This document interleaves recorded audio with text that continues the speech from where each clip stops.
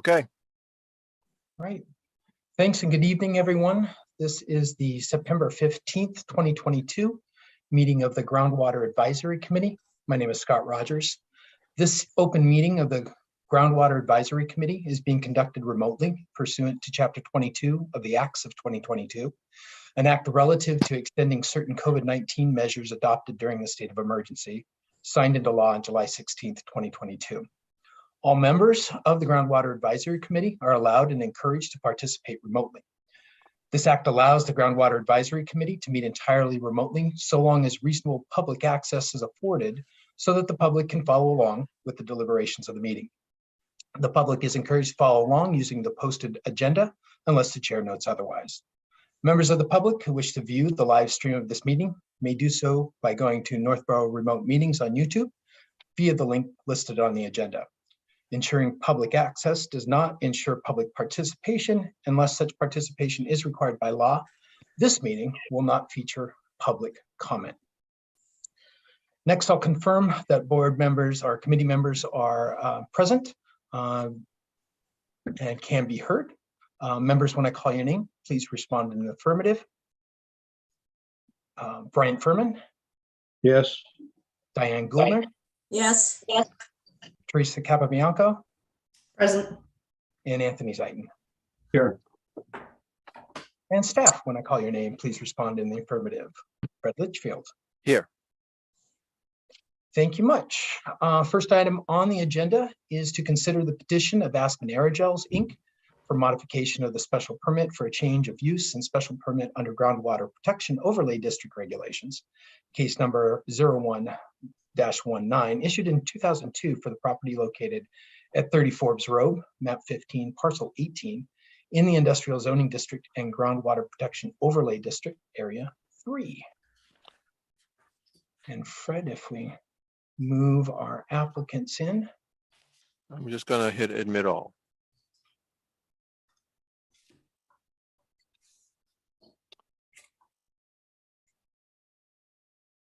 Just want to confirm that they are all with Aspen Aerogels. Hi, Fred. Morning. Good evening. Was that a question? I was just getting on with the audio and I heard our name. Yes, Scott Rogers will chair the meeting, but I just wanted to confirm that I just brought in 7 people, and I'm assuming they are all associated with this. Unfortunately, I don't recognize all the names, just most. Sure. Would you like me to go around and introduce folks? Would that be helpful? Sure.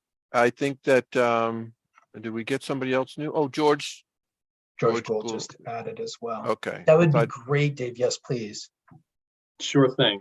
All right. So I'm Dave Bialunas. I'm a senior project manager with Aspen Aerogels.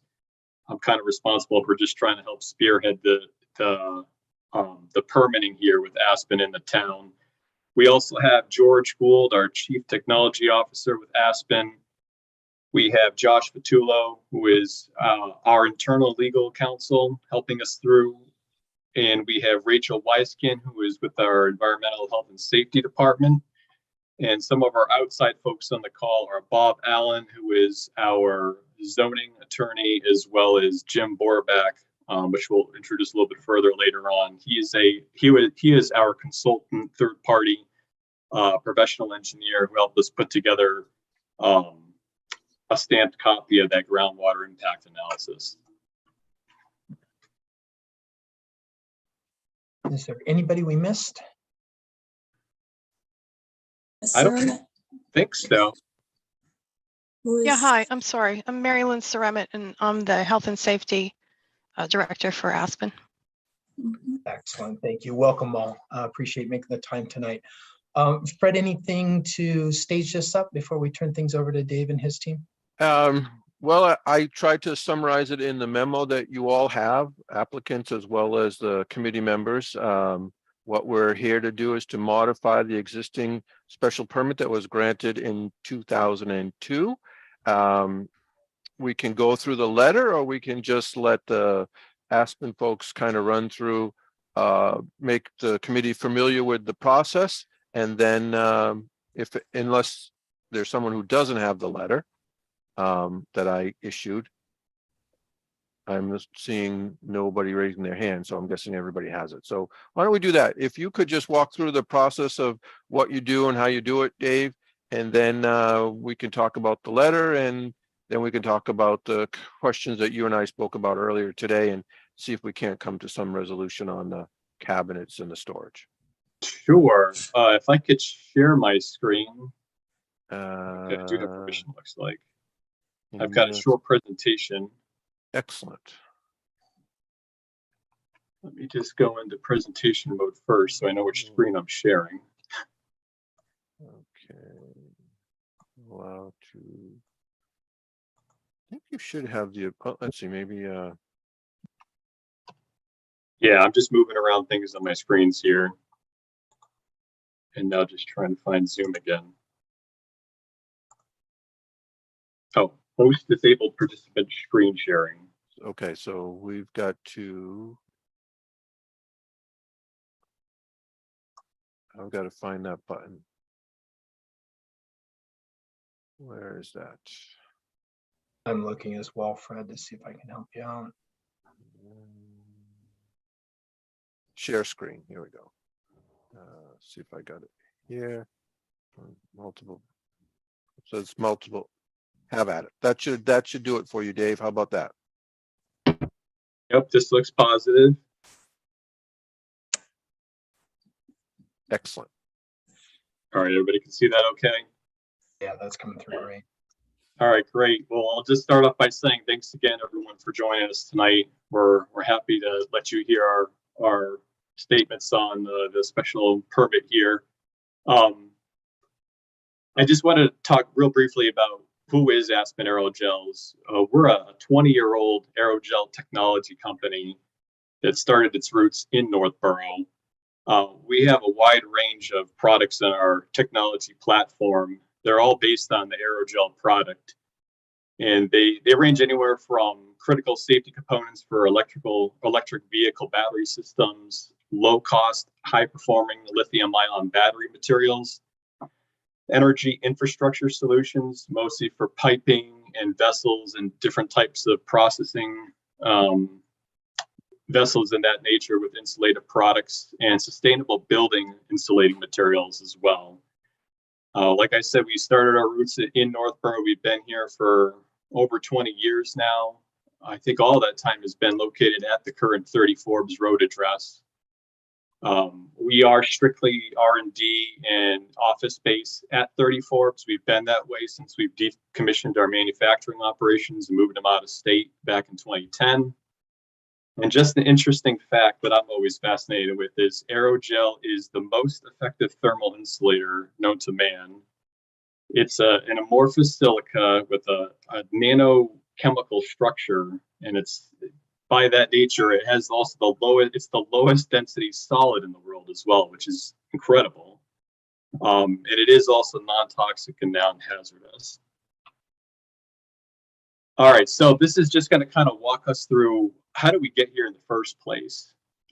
We maintain a license on site for above ground storage of flammable and combustible liquids. That's through the Board of Selectmen, and we have an adjoining permit with the Northborough Fire Department for that. And back earlier this year, we were looking to increase the quantities of how much we actually store on site. So this little table just kind of breaks it down. Our original license way back in the early 2000s with manufacturing, we had 36,000 gallons of flammable liquid storage allowed. Currently, we have 880 gallons of flammable liquids, 380 of combustible liquids, and 390 cubic feet of gases. And we are looking to increase that to this cell over here on the right, 2,000 gallons of flammable liquids, 500 gallons of combustible, and the according increases in flammable gases as well. We have been to the Board of Selectmen's meeting back at the end of June on that. It has not been voted to date, and we are here tonight because it was determined that our special groundwater permit had some components to it that needed to be modified. Oop. All right, so this brings us to the special groundwater permit. The site is in groundwater districts GW2 and GW3, or at least the portion where our building that we operate on sits in. We were granted an original 2000 or special groundwater permit in 2002. This allowed us to operate manufacturing, which is now decommissioned again, as well as R&D with a limit of R&D to 3,000 square feet. And it did also include authorization to store up to 35,000 gallons of the various hazardous materials on site. And this table right here is just a summary of what of the conditions from that 2002 permit that we are looking to have modified to allow us to move forward. And really, what are those? I mean, we're, according to the permit, any updates to our contingency plan manual must be reviewed. Well, there's been updates over the course of time. We've improved upon our practices and such, and that was included with the original permit submittal. Any changes to the applicant's chemical list need to be reviewed. So again, that was also provided with the application as one of the exhibits. And what I see as kind of the most critical one for Aspen to move forward is the limitation that's in the permit currently that limits us only to 3,000 square feet of R&D space. And for that, we are looking to update that to the extents of the floor plan in the building that we operate out of. And really it's needed because we have since have successfully permitted expansion of some of our battery lab spaces where we've converted some office into R&D footprint. And so I believe we're currently over the 3,000, but we're also looking to expand that so that we don't have this problem in the future as well. If we have to, if we are looking to expand our footprint of R&D. And we can go through this. I know Fred's letter from Friday had required 3 things with his recommendation, and that was to resubmit Exhibit 3 from our application. That was the groundwater resource impact analysis. We did realize that when we had sent that, it was not stamped by a licensed PE, so we since have submitted that. We have modified the floor plan of our space to identify where the flammable storage cabinets are. That coincides with the Exhibit 1 chemical list. And we also did provide a list of all the cabinets as well as their rated storage volume, the volume of what's actually stored within them, and the containment volume that is built into the cabinet itself. We're going to get a little bit into our processes as well. I just wanted to stop for just a moment and ask if there is any questions. I'm good. Okay. I wanted to turn it over real quick and just let our consultant engineer, Jim Borback, just introduce himself. Again, he was the one that took we basically reevaluated our practices on site and how we handle chemicals and such. And we wanted to get that analysis stamped by a licensed professional engineer, as the previous report we did submit with the permit did not have that. Jim, do you want to just take a moment and introduce yourself? Sure, thanks, Dave. I am getting reports of a bad internet connection, so if I keep talking and you can't hear me, I'll come back sometime. But as Dave mentioned, my name is Jim Borback. I work at OHI Engineering, consulting engineering and environmental services firm in Mansfield. I've been a PE in Massachusetts since 1989 and a licensed site professional since 1993. As an LSP, I manage releases that are regulated under the Mass Contingency Plan of oil or hazardous materials. Those have included historic industrial facilities, petroleum from gas stations, underground tanks, above ground tanks, home heating oil tanks, dry cleaners. I've dealt with many spills, some from transportation accidents, chemical storage and use at a variety of different facilities, and fires. Those spills have ranged from a few gallons to a few 100,000 gallons. I've also conducted more than I would choose to count environmental site assessments at a variety of properties throughout New England. Aspen asked me to review their facility and operations relative to their application for a modified special permit, primarily to provide my opinion as to whether that modification would likely result in a significant groundwater degradation. As part of that work, I reviewed documents and plans and procedures that Aspen has. I reviewed the 2002 and 2022 special permit applications. I conducted a site visit and I prepared a report that, as Dave mentioned, has been submitted to you folks. Some of the key findings: no outdoor storage or use of hazardous chemicals or wastes. Those materials are stored indoors in designated areas and provided with spill protection. There are no underground storage tanks or bulk storage. And as Dave mentioned earlier, their chemical storage has been dramatically reduced since originally in 2002.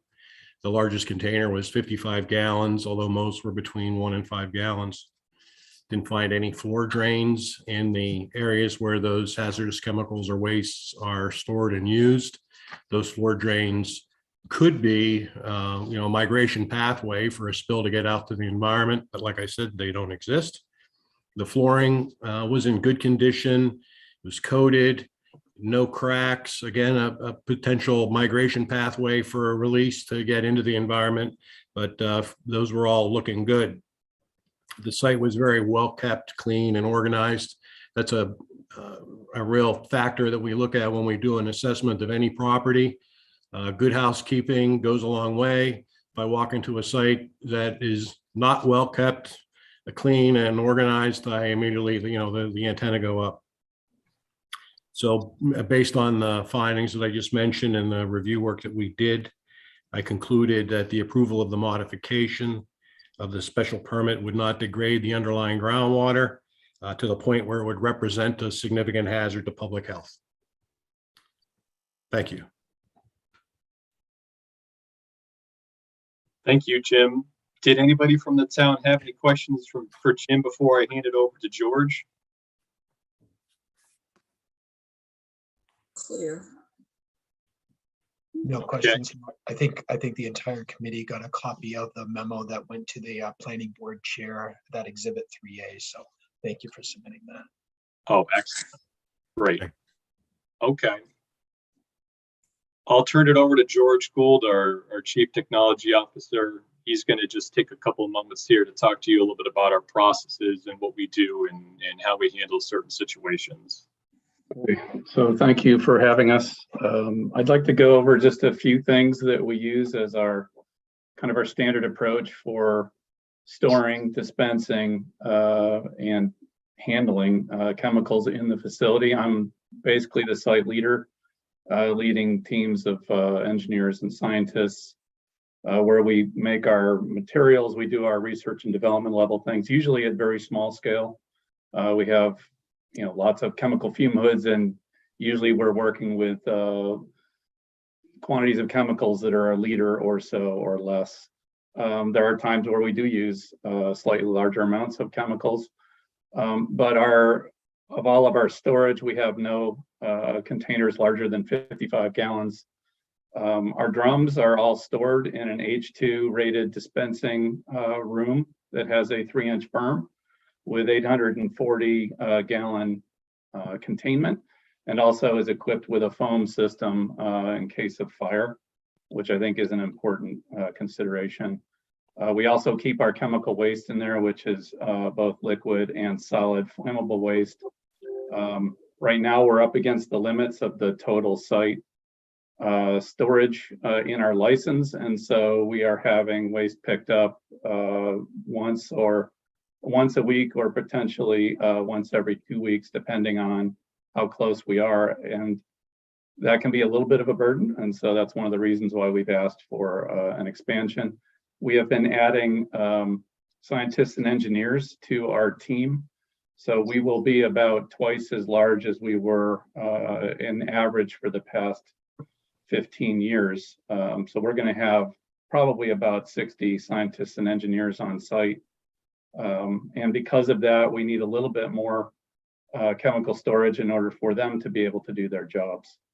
Our liquid chemicals that we're using in the laboratory are typically certainly less than 5 gallons and more typically less than 1 gallon. We have a lot of small containers. They are stored in fire rated or corrosion resistant cabinets that are all equipped with spill containment.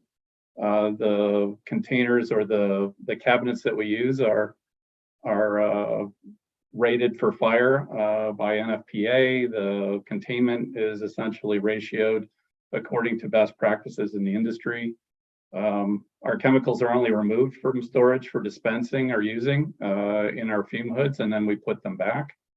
The storage cabinets do have at least 110% spill containment for the largest volume container that we would ever put in them. And typically we are significantly larger than that in terms of the available spill containment versus the largest container. There are no floor drains, as Jim said. The floors in the areas are coated with epoxy. Spill kits are positioned in key locations throughout our laboratories to take care of incidental spills. If we do happen to have a larger spill than a small spill, if it's larger than 5 gallons, we are required to have a third party come in and handle that for us, and we have them under contract. That's Clean Harbors, and they are on call 24/7, 365. And in general, our R&D personnel and our policies follow the OSHA and NFPA 30 laboratory standard practices. I got next slide for me, Dave. Just some pictures in our new laboratories. On the left, we have typical storage of flammables in cabinets. You can note the lip on the bottom shelf. Same on the one next to it. On the right are some pictures of our H2 storage area. You can see the berm and the epoxy coated floor. I give the dimensions here, but this is a room that's equipped with our foam system, which is located near the loading dock, right next door to this storage area, and the room is well equipped for handling flammable solvents and vapors. It's class 1 div 1 wired, so that there's very little chance of sparking. You want to go to the next one, please? In case there's a spill, I mean, we don't have these very often. In fact, they're very rare in memory. I don't remember us ever having one more than about 1 liter here since I've been there, and that's been about 20 years. We do have the spill kits, as I mentioned before. We train our employees in incidental spill management. We have annual training for handling hazardous materials and how to address spills and the like. And I think I mentioned already that in case there's a larger spill, we have a third party, Clean Harbors, that's available to help us mitigate and completely remove the hazards from the building. The pictures show the spill kits in one of the locations, and then you can also see at the loading dock, which would be, I would think, your highest risk area where we transfer a drum in or out of the facility. That's where the chemicals can get out. Otherwise, we're always handling chemicals inside of our laboratory behind closed doors under, beneath the roof. But there's a spill kit there at the loading dock that can handle a 55-gallon spill if there were to be one. And it also is an overpack for the damaged drum to be put into by the third-party vendor. Next.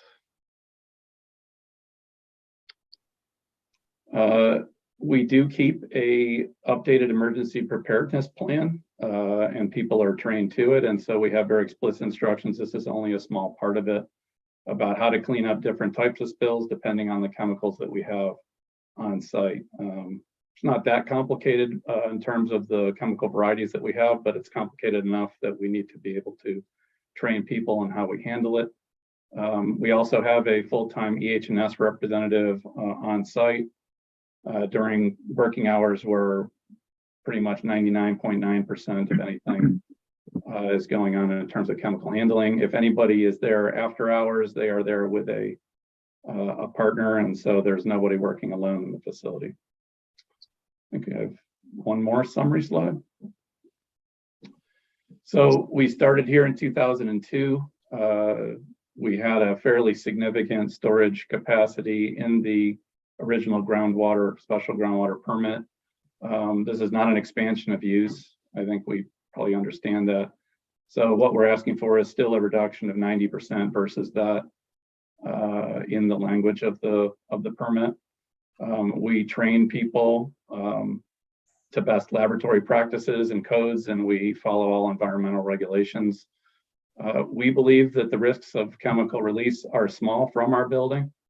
They're not zero, but that we feel that they're very small and that we have many different layers of risk mitigation present. And in case there's anything greater than an incidental spill, we have our third party to help us. And so I think that's where I'd like to leave it. And, thank you for letting me kind of state my opinion.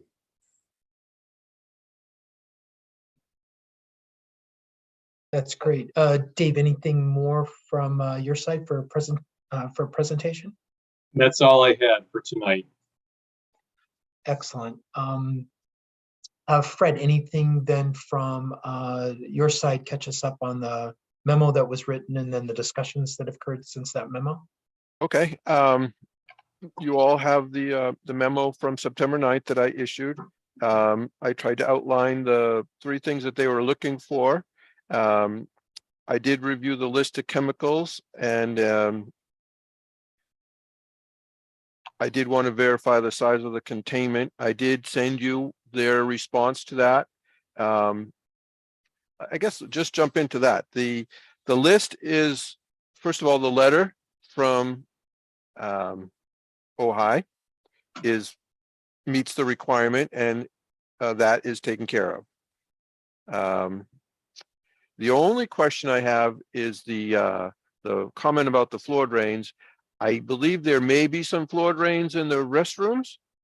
And I just wanted to confirm that there is a physical barrier that would keep a spill from actually getting under the doors and into those floor drains located within there, should there be some kind of a catastrophic event.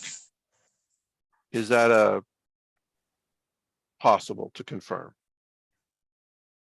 Yeah, I don't think we have any floor drains in our core bathrooms, Fred. We do have one near the janitor closet, but it has a berm on it. It's basically within it has a floor level shower, but it has the whatever 2-inch berm on it. There is a janitor sink, which also has a similar, like a 1-tile high berm. I did see that. I'm sorry to interrupt. Sorry about that. No, I'm sorry. I think our new bathrooms don't have floor drains, but when I looked at the floor plan that came as a result with the package yesterday, it looks, the one I printed out is fairly small. There's 2 areas inside the women's restroom and 2 in the men's restroom that say FD, and I'm assuming that's a floor drain. And in talking to Dave earlier, he said that the only bermed area was around the H2 room with that 3-inch lip around it. And I wanted to see if there was something. I know that the epoxy coating is in the areas where all the R&D is going on, all the lab work, but the door jambs flush, no threshold.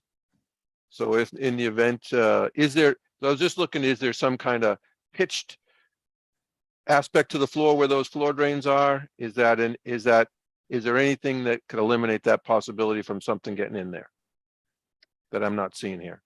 Are we talking about floor drains in the shower areas of the locker rooms? I guess I'm still puzzled. I don't know that they're in the shower area, but they're in the restroom areas. Okay, so there are floor drains. I think so.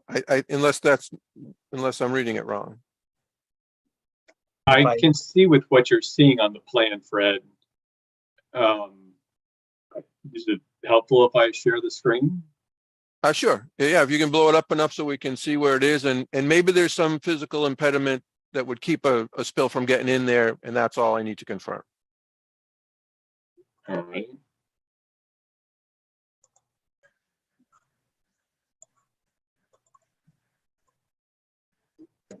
All right, so if this is our main entrance to the building here, this is our reception area. We've got a bathroom floor. I'm guessing that's the one you're talking about. And Though, right, yep, those two, and then there's two on the other end of the building, and if there's something there that prevents anything from getting in there, and that's just in the restroom area, fine, that satisfies me. Well, I can't say as though I remember those drains, but I think that we should put a physical impediment if they exist. I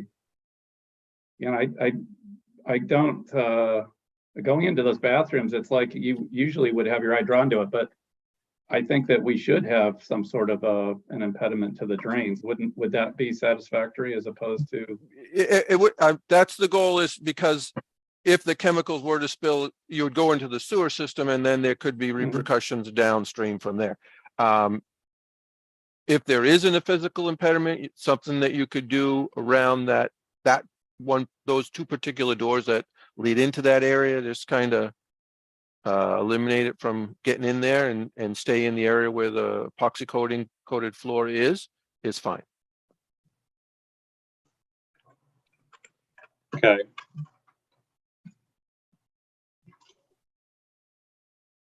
So we'll review if those are there truly. Yep.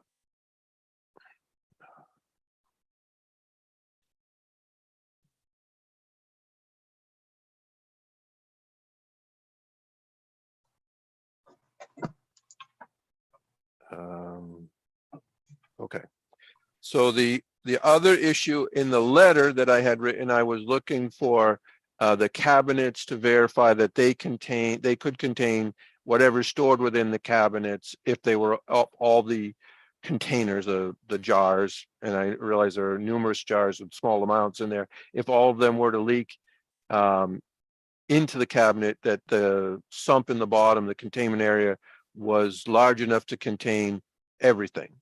And in talking to Dave earlier today, he explained that you were abiding by the federal mandate of the largest container or 10% of the total volume, whichever is greater. And I've confirmed that with my fire chief that is in fact the appropriate standard. We have typically required 100% containment of whatever's in the cabinet to be stored. After I spoke with Dave, I did review the list again, and unless I'm reading it wrong, it looks like there's about 38 different containers, and 25 of them actually meet the recommendation that I had for the spill storage is greater than the proposed storage within the cabinet. So 25 of them are fine. 3 of them, there's a couple of blocks that are blank, so I wasn't quite sure. And then there's about 10 that don't meet that, but meet the other standard of the largest container. I guess that's really the crux of it for me. If we can find a way that the committee is comfortable with that, recommending approval of everything as is, or if you have any other suggestion. I think that's really what the bulk of what we need to talk about. The whole issue of the limit on the 3,000 square feet of R&D. I've talked it over with staff. We are in agreement that manufacturing is a much greater hazard than R&D due to the number of employees and the volume of chemicals that are being used. And the fact that you're reducing, all that seems fine. The contingency plan is good. It's really just a matter of ironing out the list of chemicals and the volume that we want to recommend to the planning board for their consideration at their public hearing next week. So what are your thoughts on those 10 or 13 cabinets or so that don't quite store everything that's stored within them if it were to spill out? Do you have some thoughts?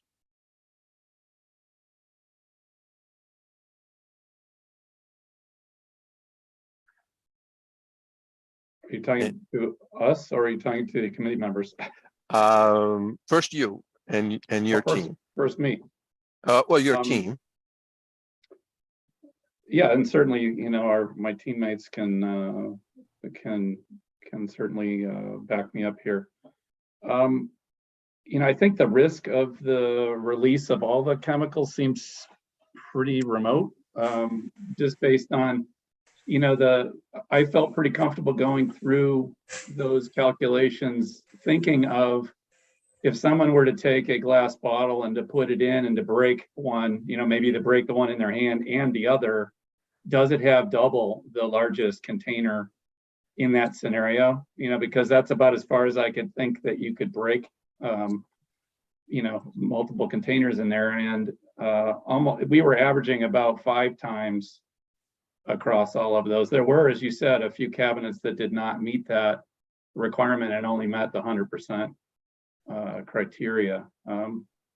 We can, you know, there are things that we can do to get it up to at least the minimum requirement that you guys want. We certainly have that ability.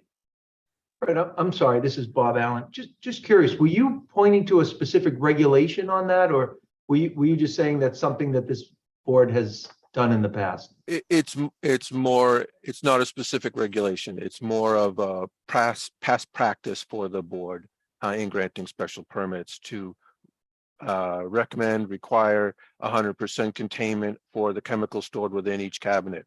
Now, I realize you have a large number of cabinets. Most projects that we get have one cabinet, or Right. It's a warehouse and they've got stuff all over, so they berm the entire floor and they use their forklifts and other things to go over those berms, and they utilize the floor as the containment area, or they have a tight tank that floor drains with a tight tank that can be contained outside the building and removed before it got into the drainage system.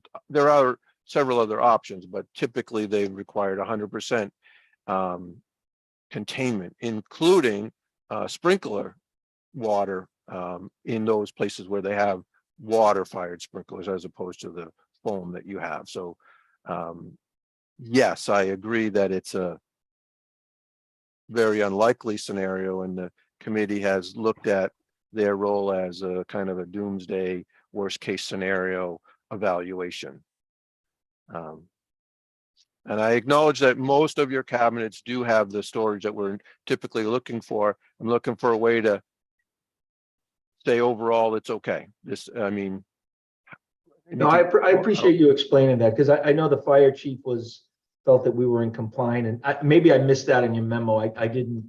This is just a little bit of a curveball that I'm hearing. Okay. Well, I did speak to Dave about it earlier today, and we talked, and I think I clarified it for him as well at the time. And I'm not trying to throw a curveball. I'm trying to find a way to get to the point, because I think that the project overall is a good project. I think you're a great business. We're happy to have you in town. We want you to stay in town. We want to work with you. I just appreciate that. I need to get to a point where I can be consistent enough with previous decisions that we're not stepping out and doing something special in your case. So help me get there. I appreciate that. Teresa looks like she wants to say something. Yeah, Scott, may I? Yeah, please, Teresa. I think I just have I need some clarification. Fred, I don't know if it comes from you or from the team. Did you say that the federal standard for storage is 10% of the gross volume within the cabinet? Or I just want to make sure I understand what the federal standard is that would apply here, that the fire chief seems to be applying versus what we've historically done. The fire chief gave me the actual citation when we spoke earlier today, and he said that it was 10% of the total volume within the cabinet, or the one single largest container within 100% of the one single largest container within the cabinet. And if I don't have that right, please help me out, guys. But what the information that they submitted does meet that. And I believe that's probably the industry standard, and what we've been doing over the years has probably been overkill, which is typically what we do. Well, we're a zealous town, so I understand that. Okay, thank you. Fred, if we were to put some additional containment in the ones that aren't meeting something, can we establish a percentage that you would be happy with, of the percentage of the largest container that we store? Like 200% or?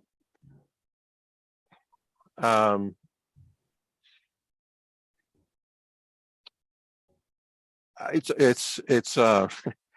it's a tricky one because I think when I added it up, the total capacity of all the cabinets is greater than the total amount of material that you want to store on site. It's just not, when you look at each individual cabinet, it's not there. So do we need an extra cabinet? That's what I'm looking for, to see if you want to make some of the cabinets that don't meet it bigger or break them down into numerous cabinets. I'm willing to, and if space becomes an issue because the cabinet that you would need would be so big that it doesn't work, just want to call that one Right, out so or that two out. might be the most, so George, it might just be looking at the footprint and where we're not meeting the requirements that they're asking for and just getting another flammable cabinet or two.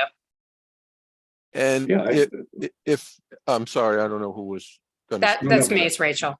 No, what that seems, if that's what you would like to do, if you want to think about it and that's a doable option for you, that's not unfeasible.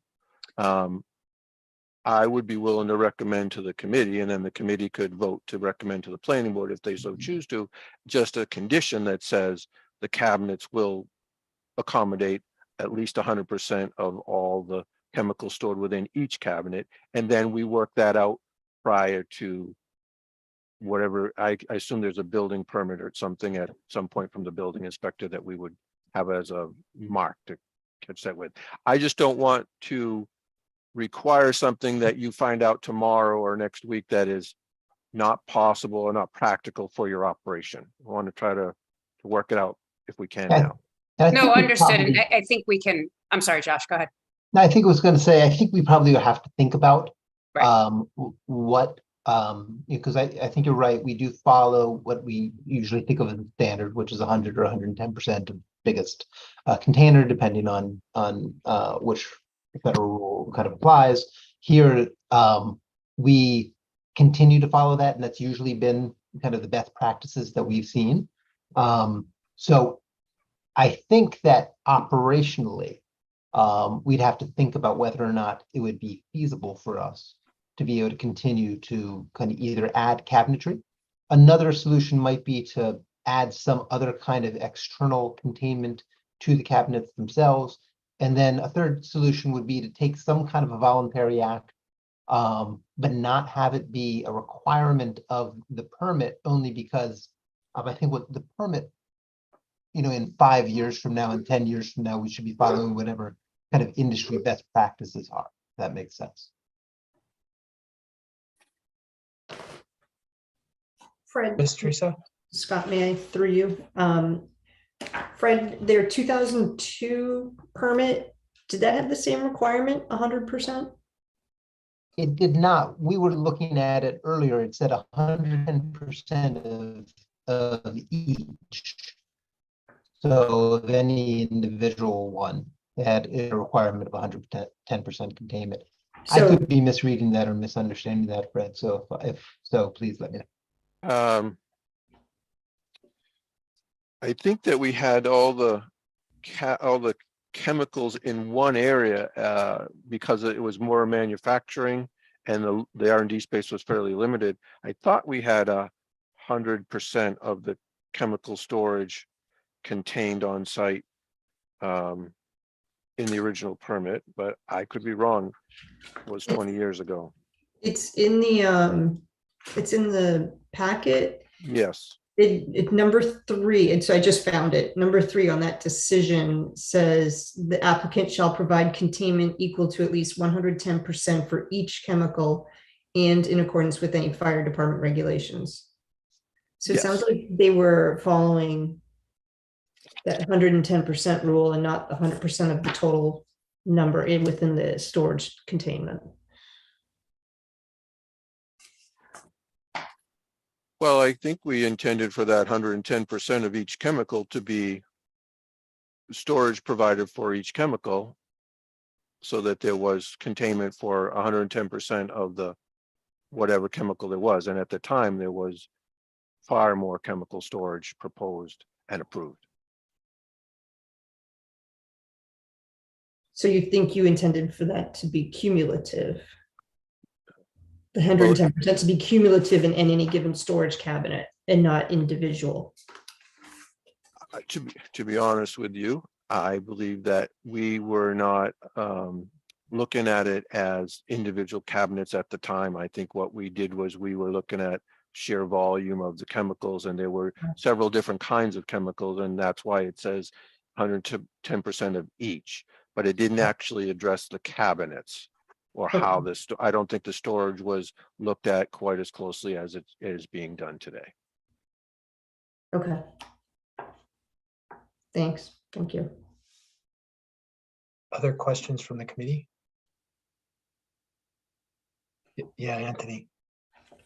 So where the loading dock is that kind of a vulnerable place when you, especially if you're delivering or picking up materials or moving 55-gallon drums in that area? If there were a spill, is there any containment outside? If the material were to get underneath the door? And then the second part of that is if something did happen and material did end up in say the parking lot or the loading dock outside, do you guys start cleaning that up immediately, or do you wait for Clean Harbors to come out and do that, or what's the process?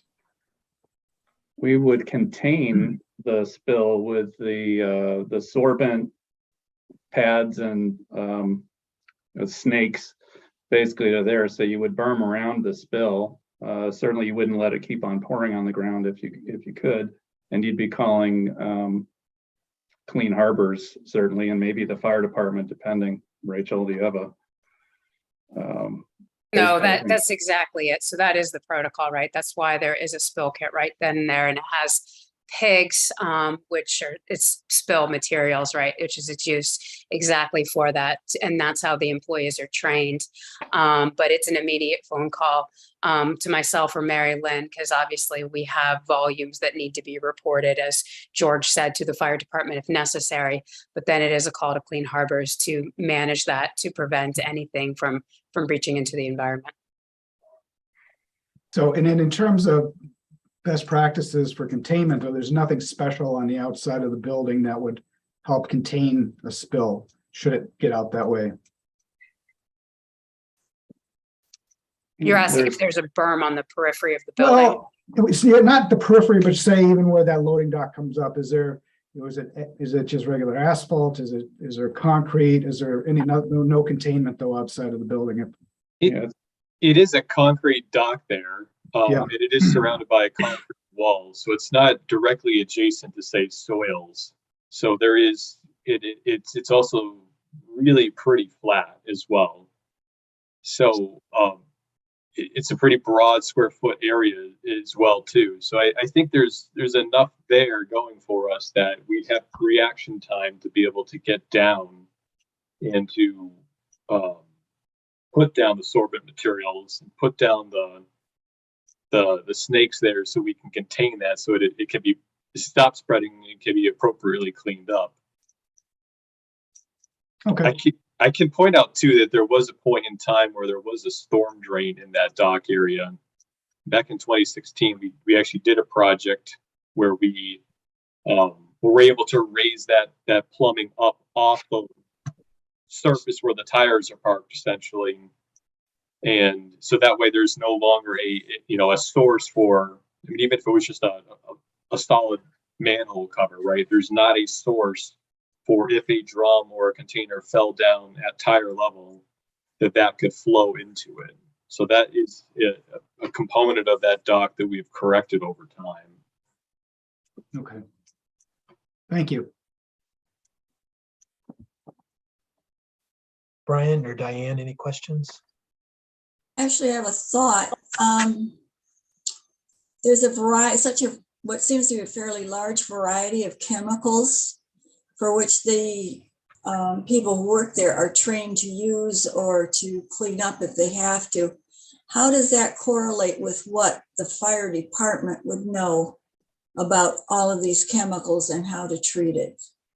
Is there a crossover there somewhere? If I understand what you're asking correctly, I think the fire department tends to look at things in terms of their flammability, combustibility, and potentially toxicity. if they're going to be exposed to things. So they'd like to know what the materials are, but at least in my conversations with people at the fire department, they typically look at these things. Do they burn or do they not? And are they creating hazardous conditions for the firefighters in particular? And obviously they don't want to let things escape into the environment if at all possible.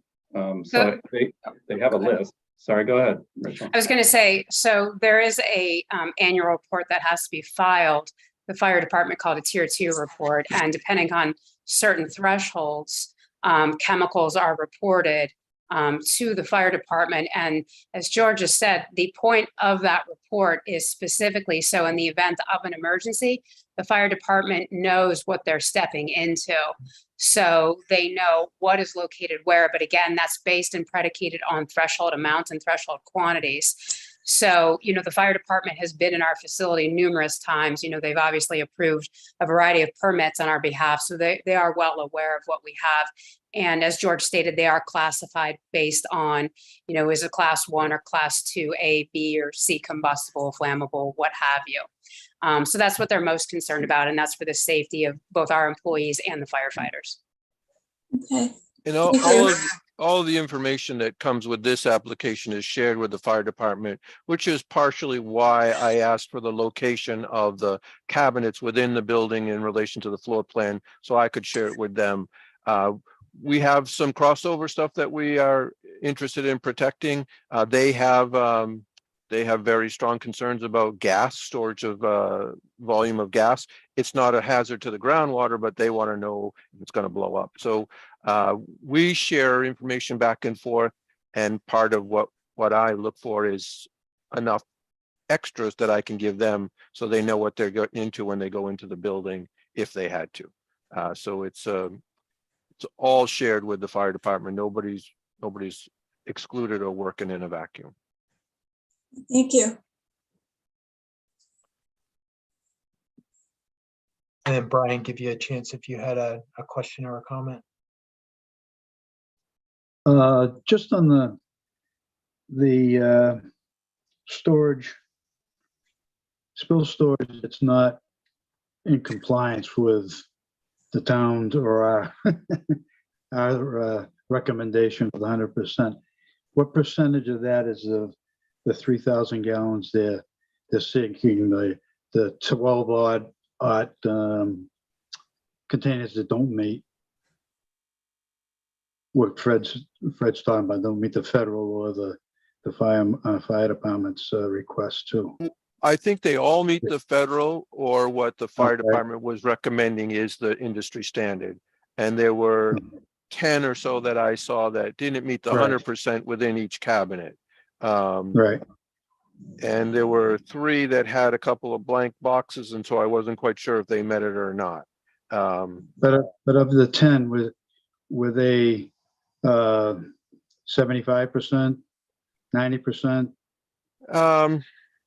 Do you know? I mean, most were close to that. I didn't do a breakdown of each one. I was trying to put a list together of which ones met, which ones didn't, by checking off the boxes. If there were 6 containers in there and there was, you know, you had 80% storage, none of the 6 containers would even come close to that. You know, the odds of having them all burst at the same time are pretty slim. So if there was a high percentage of the total volume, I think that's something that we'd have to, especially since they had a permitted storage of 36,000 gallons before. Trust me, that's not lost on me. Reducing the volume of chemicals by 90% is a huge win. Using primarily most of the building as research and development versus manufacturing is another huge plus in our favor. So I'm just trying to find a way to make it work. And if the committee is okay with the fact that they're meeting the industry standard and what the fire department was looking for, and you want to recommend approval as it is, I can get behind that. I just wanted to point out that we typically ask for 100% storage within the cabinet of the chemicals stored within the cabinet. And I want it to be consistent. And if you're comfortable not in this case, because overall it's such an improvement to what was approved 20 years ago.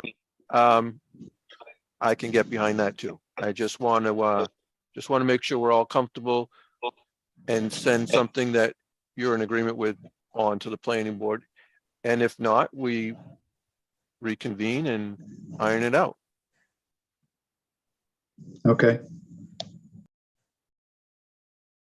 And maybe it might help just if I point on a particular role and capacity, kind of run a scenario like that. There's if I use, for example, hood 1 asset, that's the second line in the sheet, where there's a storage, a planned storage of, let's say, 6 gallons and a spill capacity of 3 gallons. So on paper, we're covering, what 50% of what might be stored there is spill capacity. Now, because the largest container is a 1/4 gallon, then it looks really great in terms of percentages that you could have you're handling, easily handling that max size 1/4 gallon, within the 3 gallon spill capacity. And if the max container, the largest container is a 1/4 gallon, you have to have 3 by 4, 12 of those break simultaneously to reach the spill capacity. And so I think some of those scenarios, if you play that through the rest, that we're even our largest containers are at 1 gallon or a liter or 1/4 gallon are sizes such that as George mentioned, you'd have to have quite a few break simultaneously to meet those spill capacities. So the percentages might look off, and it's only 50% spill capacity. But you look at the particulars of a cabinet like that, and say, okay, a lot of things would have to go wrong with 24 or 12 or containers simultaneously. That I think that makes me feel more comfortable that the formal regulations are protect us, and the procedures protect us, and the containment areas protect us as well sufficiently, in my mind.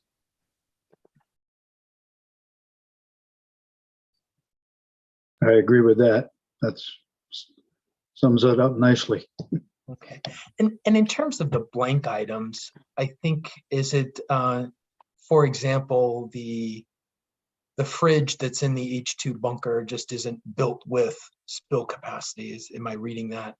Well, the H2 bunker has capacity for everything that's in there, so I'm not terribly concerned about that. Right, so I wouldn't be worried about an individual item like that fridge not having its own. We're relying on the overall bunker. Yeah, to handle any. There's actually two bunkers. There is the H2 big bunker that we put all the drums in. There's a second one that was our original storage area, and that has a pit. It has a 4-foot deep pit that covers basically the entire room with a grate over the top of it. And the refrigerator opens directly. It's basically on top of that grate. Okay, that explains the note that's on that line. Right. Okay, thank you. Yeah. Thank you. That helps a lot. And so the 2 reservoirs that we just don't have a percentage for, it seems like they just don't have. I admit to, I did not notice if they had a plastic container around the bottle. I was measuring everything and I forgot to look on the counter. And when I got back to type it up, I'm like, I wasn't accessible to the thing. I can check that out. Basically what this is a bottle that has some tubes going into it. It's a 1 gallon bottle. It's either water or maybe there's some solvent in one of the cases. But we could put that into a secondary container right on top of the thing that would hold 100% of its volume or more. Okay, and I think that's another example where we're talking about 3/4 of a gallon or a gallon container that just might not have an extra plastic ring around it, right? Mm-hmm. So I think the sizes involved are so small that in the overall area that room that it's in, those other measures are in place that have, high level of confidence that folks are following good procedures and practices.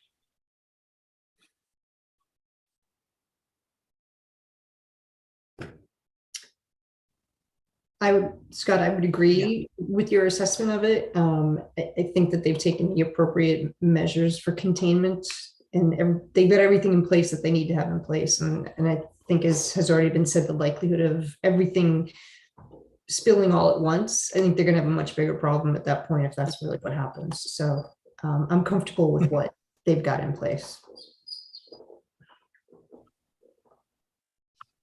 That's great. Thank you. So I think we've got consensus amongst the committee that the containment as submitted is acceptable. Okay. Yes. And then Fred, you've got we've got an additional condition, I guess, around the floor drains in the bathroom areas. We want to try to word something in that respect. If it's possible to keep anything that spills on the floor from migrating towards those floor drains physically, that seems appropriate for both the operation of the business and the welfare of the groundwater downstream, ultimately where the sewer discharge is. If that's acceptable to Aspen, I think we can work that into a recommendation to the planning board. If it's something you want to look at further before committing to it, I'm okay with that. I think we can commit to that, George. Yeah, I think we need to address it. Would it be okay to plug the floor drains, or do we need a physical barrier with some height? All I'm looking for is something that prevents a spill from getting into those floor drains. Plugging them may be something that you have an issue with the plumbing inspector on. It may be part of the state plumbing code that you have to have those in those rest day room areas. I'm just looking to keep the R&D lab from migrating towards there in the event of a spill, if that's possible. So Rachel and Mary Lynn can, it's going to be a trip hazard if we put something around the drain. Potentially we're impeding people on the disabilities entrance to the bathroom. So is this something where we need a little extra time to? Yeah, let's take a look at it. I think we can consider a couple different options there, but we can definitely do something to prohibit, any chemical release if that were to ever happen from getting to that drain. So I think we can look at a couple different options and see, what we could put in place there to prevent that or mitigate that. It could be on the some, bottom of the door might actually. Yeah, that's what I was thinking. it could be something as simple as a threshold of the doorway going into the area or out of the lab area, one of the two. That's what I was going to mention, Fred. It appears that those restrooms are all in the office area, away from the laboratories. So it might be more of along the hallway coming out of the lab areas, kind of keep making sure all the chemicals stay in there and nobody's carrying jars of something out into the office spaces, right? And so that's probably a better place to put the barrier at the between the office space and the laboratory space. Exiting the lab would be the place. That's what I was trying to say. Thanks. There's no carpet anywhere that's going to absorb a spill or anything, right? I'm not missing anything. It's all, I remember being in the building, but not walking, didn't go to the restroom, don't remember. It was a while ago. There are carpets in the office area, but not in the laboratory areas, nowhere near the laboratory. Or the hallway. Nor the hallway, no. Okay. The hallway's epoxy coated. If you think that a threshold or some mechanism on the door that keeps it out from getting into there is doable, then, and the committee seems willing to recommend that some barrier, that could be, everything else seems to be in order. If you need time to review that and then go back, we could meet again. I'm not sure it's necessary, but I don't want you to commit to something that turns out to be impossible or difficult and has to be amended. And I'm trying to work with you. Let me have my team back me up here or not. I think we can commit to that. We just don't know exactly what the solution has to be right now, but we can commit to satisfying your committee, perhaps. And I don't know about having to meet again. That would be up to you. But Yeah, I think we can commit think to some it's- kind of barrier from preventing it from getting into the drains and the restrooms. There's got to be some product out there that can do that. I just can't picture exactly what it is, and we want it to be effective. My recommendation would be something like weather stripping and not a physical threshold on the floor that could become a tripping hazard. Because like Scott was mentioning before, the size of the containers in the laboratory are very small. So now we have to figure out that there's been a spill in the lab that crosses the floor of the lab, goes in the hallway, travels down the hallway, and gets in a floor drain. Probably less likely than 12 containers breaking all at the same time, frankly. And which is why I mentioned in the letter that there were no floor drains in the lab space. Floor drains are definitely in the bathroom. They're required by code. There's no question about that. But if you start putting things on the floor that become a tripping hazard, I think you're defeating the purpose. Maybe like a weather stripping, a rubber strip on the bottom of the door, if it's not there already, just as a liquid barrier, perhaps at most, if you ask me. And I think that it even might be in existence right now in between the labs and otherwise, although I'm not in that building often. But I think it might not be, because I see George having doubts. But we it's can something certainly, we we can add the weather stripping though, for sure, and just make sure that we're trying that. I think we also need to look at the bathroom entrances to see if the tile isn't offset from the floor. It might actually be above the floor level slightly, and maybe we could put a transition that's a little taller. You know, again, we'd have to take a look at what the volumes are and how much of a distance it has to travel. But Is it possible for a condition that meets staff, meaning Fred's, that Fred's satisfied with it? Does this board ever allow that? Because there might be a natural pitch there now that we're not aware of that Fred would be, oh yeah, that pitch is enough, rather than committing to an actual barrier or a threshold or something like that. Yeah, perhaps Fred wording it that you know the condition would be the confirmation of, or the adjustment to add, you know, a barrier from that would prevent spills getting into the floor drain. You know, as George said, maybe there's already, you know, enough of a lip that there wouldn't be any that would travel into the floor drain, or you know, could do the weather stripping. But would that be enough, Fred? Yeah, I mean, I'm not trying to overly complicate it. I really am not. I just want to make sure the committee has all the comfort that they need, that the spill if some spill were to get outside the lab, it wouldn't get into that floor draining, ultimately end up in the sewer. So if the condition reads that they take all appropriate actions to prevent any spill from leaving the lab area, that's one way to do it. Something like that. Again, not trying to invent the wheel, or just trying to make sure that we're covering. I don't want the committee to recommend approval of something and then have the planning board look at it closer than we did and find that we should have made it tighter. And I want you all to be comfortable with what we're sending to the planning board, because it looks like we're in agreement that they've made a significant reduction in chemicals and likelihood of a contamination issue, the reduction in volume, the commitment to the reduction in the quantities and the types of chemicals, the notation of all the different cabinets. It's all very positive, and I want it to come across that way to the planning board. I think the phrasing then you used is to prevent any spills from leaving the lab area. Covers, you know, what you know would be that intent, and then you know gives you the flexibility on whatever needs on the floor drain. But Anthony, you know, thoughts on that, you know, in terms of planning board reviews, is that helpful? Do you foresee any other elements there?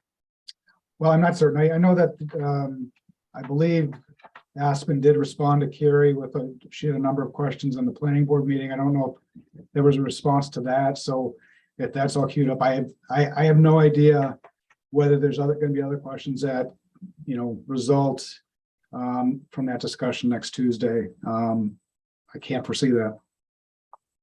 Okay.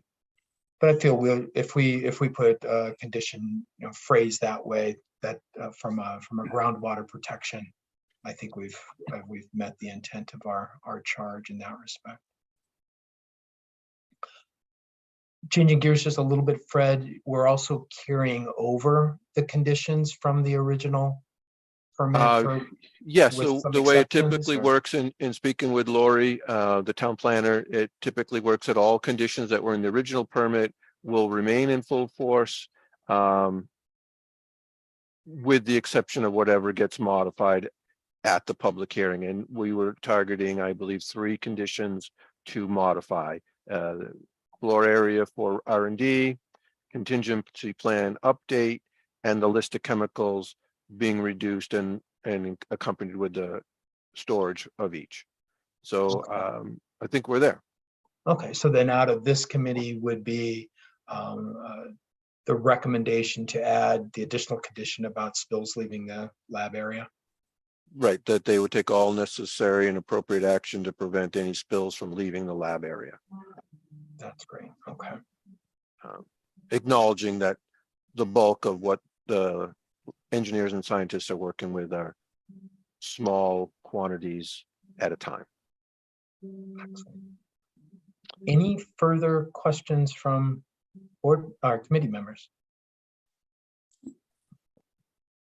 And are we ready to move on our recommendation? Yes. Think so. Does anybody want to formulate said recommendation? I can take a stab at it and Fred can help me if you want. So I would make a motion that the committee recommend approval of the groundwater special permit modification pursuant to this application, with the 3 modifications sought, as well as the 4th condition regarding the floor drains in the bathroom areas. It was very inartfully worded. I'm sorry about that. Well, going to edit it a little bit and say that you recommend to the planning board the following conditions be added to any approval of the project. So you're not recommending approval of the project, you're recommending that these particular conditions would be applied to any approval issued by the planning board. Okay. And it's important to note that distinction for various reasons. And then we'll just list the items that we're talking about modifying: the condition 3, 10, and 2, 3, and 10. And also adding the condition about the recommendation about the lab area containing anything that might spill in there. Right. Clear enough? So moved. Is there a second? Second. Thank you, Diane. This has to be a roll call vote. Teresa? Aye. Diane? Yes. Brian? Aye. Anthony? Aye. And Scott is also aye. The motion passes unanimously on recommending to the planning board on those change conditions, plus the additional condition on protections against spills that might go in the floor drains. Thank you all very much. Thank you. Good luck with your project. Yeah. Yes. Thank you. Thank you for very educating much. us. Thanks for your Appreciate it. patience. Have a great night. Thank you too. Good night, everyone. Take care. Good night. Night. Good night. And then Fred, I believe we have minutes from May 10th. You do. Where did I put them? You all have them? Or does anybody need me to put them up on the screen or anything? I did find them in the package. I did put them in there.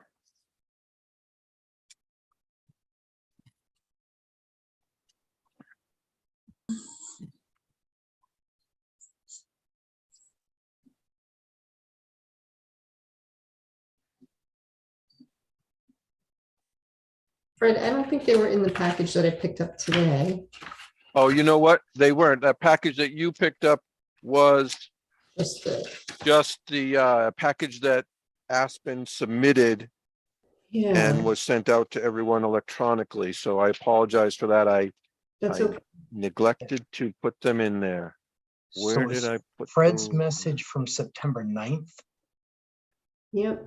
at 1:36 had the draft minutes as an attachment. Was the minutes one of the three things that came through with your email, Teresa? Or was it not? Because there was about 12 Yeah, I have attachments. minutes from January 20th, 2022. No. Those are the minutes that I got. Oh, yeah, that's what I'm seeing. See. That's what I received too. Yeah, January that was minutes. January. So it Minutes doesn't from- look like we got May, Fred. Okay, well, I apologize. That is on me. I thought that they were included there. Let me check one thing before we table it completely. I did review those January minutes though. Thank you.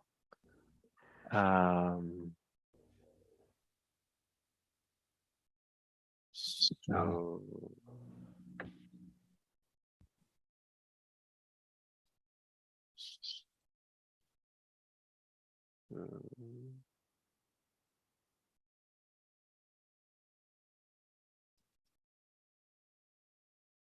when did let's see.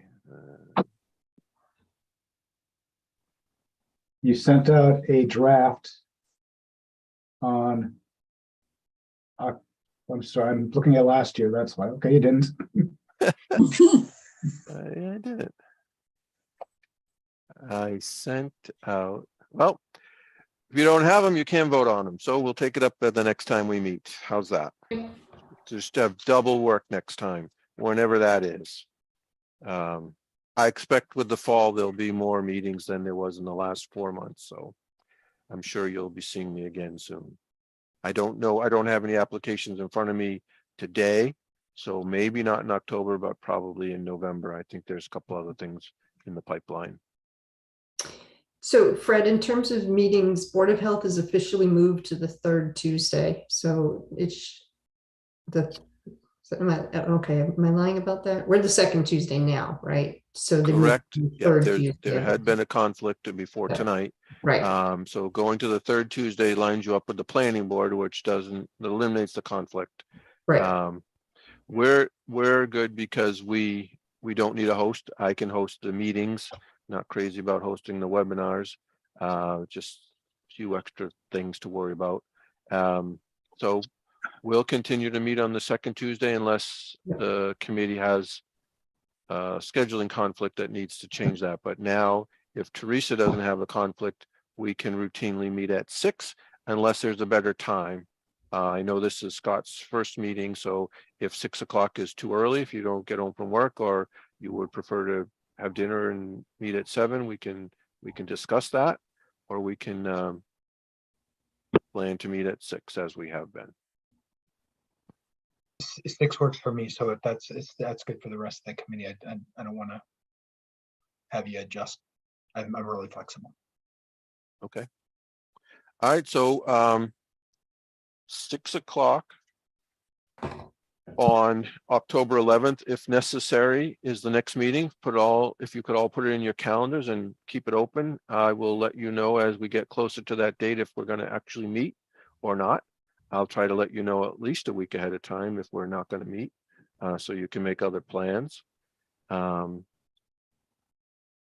Anybody have anything else? I have a question.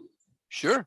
A couple of months ago, maybe longer, there was a discussion over the writing of the letter that went to the planning board, wherever it goes, that they were not accepting, not exactly accepting, but they questioned the way it was written, I think. And I wondered if that has ever been settled or is just going to be ignored.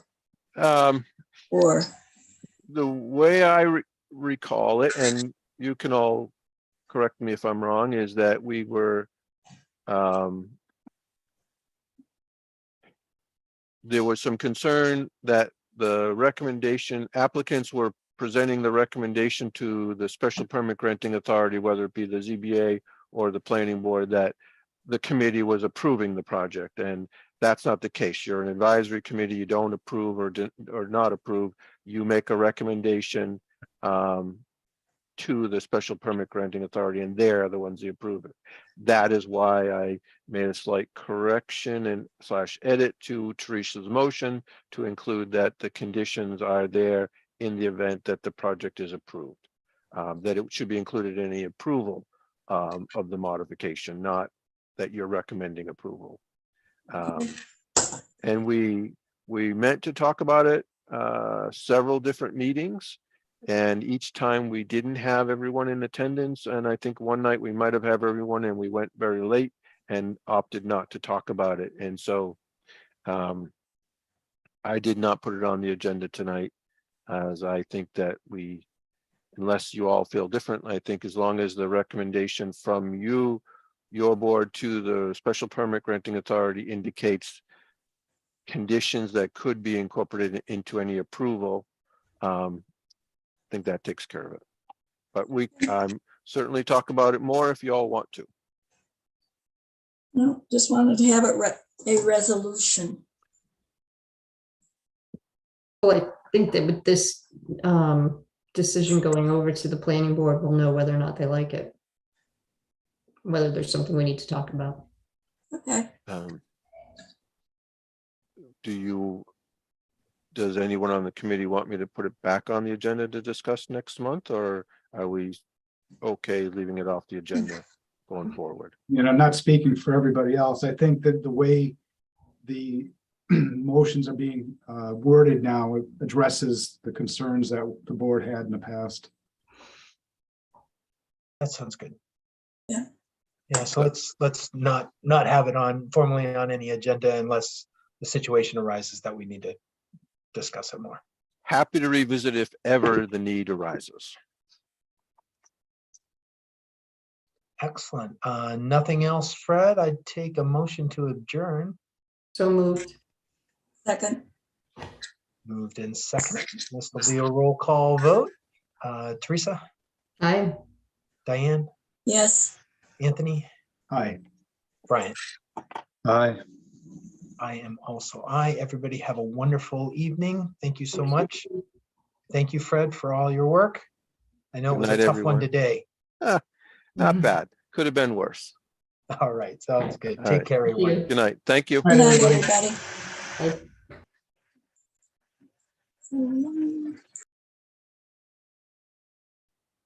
Zoom out.